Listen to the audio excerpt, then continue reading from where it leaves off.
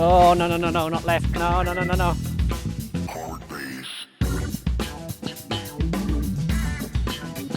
Here we go.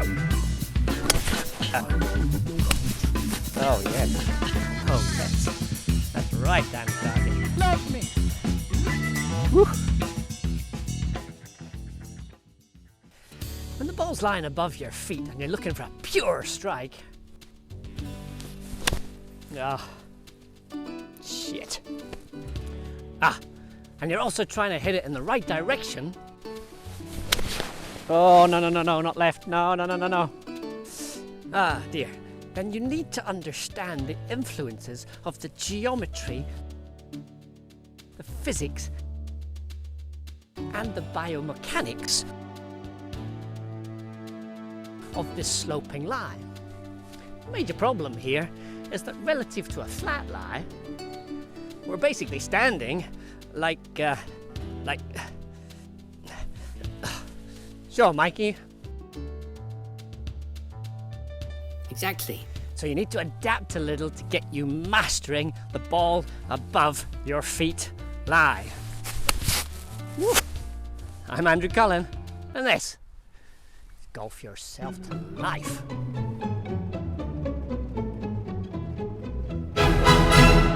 Alright, let's deal with the geometry of the exercise first. Basically, if I was to take my normal posture position, relative to the ground, I'm in my Michael Jackson.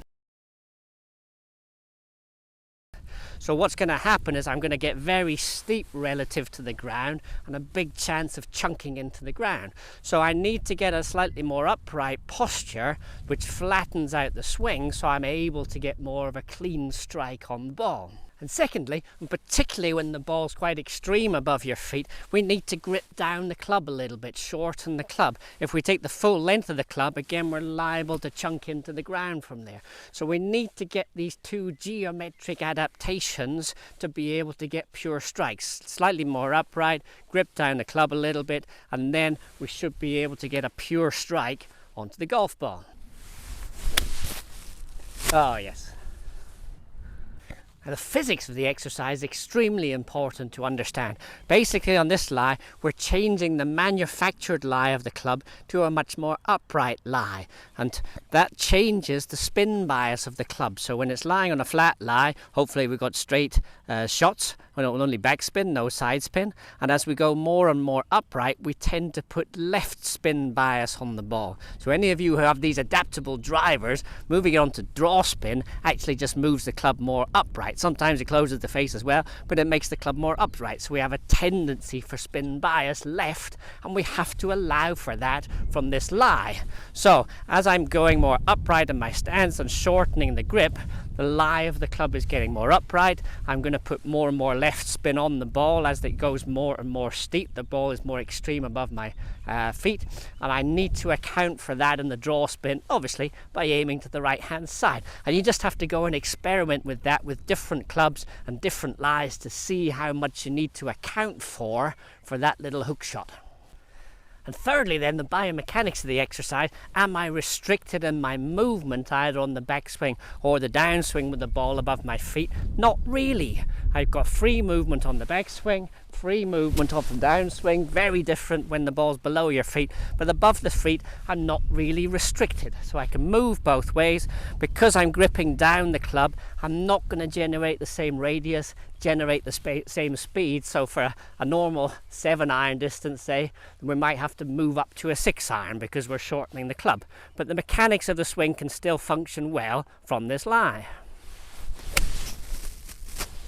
Yep. Just a quick interlude here. I want to show you a very quick and very fun exercise practice to help you understand what you've got to do to strike the ball more pure from this slightly tricky ball above the feet lie. Now, first things first, we've got to come very early in the morning to the driving range when there's absolutely nobody here, for reasons that will become abundantly clear in the following seconds. What you need is your driver, you need an old shaft, and you need to stick a tee in the end of the shaft. It's a little trick shot we used to do for our clients. We used to do a few shows. We stick the old shaft in the ground, so it acts as this elevated position, ball above your feet. And what you'll quickly learn here is if you're coming from above and down or outside and down, there's no way you're going to strike this ball properly. So on the above your ball, a ball above your feet position, we would just chunk into the ground. So here's the wrong one where I'm going to come this way. We'll just go underneath the ball, probably just hit the shaft. Sometimes the ball goes backwards, which is why you got to come here very early in the morning so there's nobody here. And if anybody sees you doing this, they're going to think you've absolutely lost it. Now, Andrew, he used to be such a calm guy, had a beautiful rhythm into his swing. Now he just comes here early in the morning, breaks everything, all in the name of progress. All right, so the only way we're going to get this ball flying is by coming underneath and up. It's also going to help you slicers start to understand how we get the club working from inside to strike the ball more effectively, efficiently. We're on a very upright lie here, so the spin bias is really going to work and hook the ball off to the left-hand side. All right, under and up, under and up. Here we go. Woo! High ball flight, little bit of draw, whole lot of fun. If you're enjoying, much more importantly, getting value from watching this video, oh come on, then please subscribe and like me, oh love me. Alright, so let's put that fun trick shot into action where almost the feeling of coming underneath and up as you're swinging through. Any steepness, any swing from outside, we're just gonna chunk it. Okay, so imagine the ball's teed up. I'm trying to get from underneath it and up. Here we go. Oh yes. Oh yes. That's right down the target. Woo! Okay, so let's apply what we know from the long game to the short game. I got a little approach shot here. We got 33 meters to the front edge, 34 from here, be 33 at my ball. The flag is only 2 or 3 meters on the green, so I'm just trying to land it on the fringe, let it bump out a little bit. So we apply the same principles, the geometry. I'm more upright, I'm gripping down the club. Again, shortening the club will reduce the speed, so I need to make a little more swing than I would than if I was on a flat lie using the full length of the club. The physics of the exercise, we don't have to worry too much about that. We're not going to put much draw spin on the ball from here.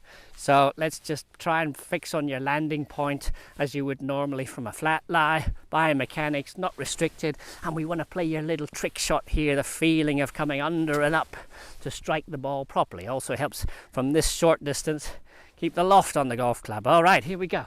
Just trying to land it on the front edge. It's looking good. Little bump on your pop, running out, down towards the flag. Woo! Take it from there.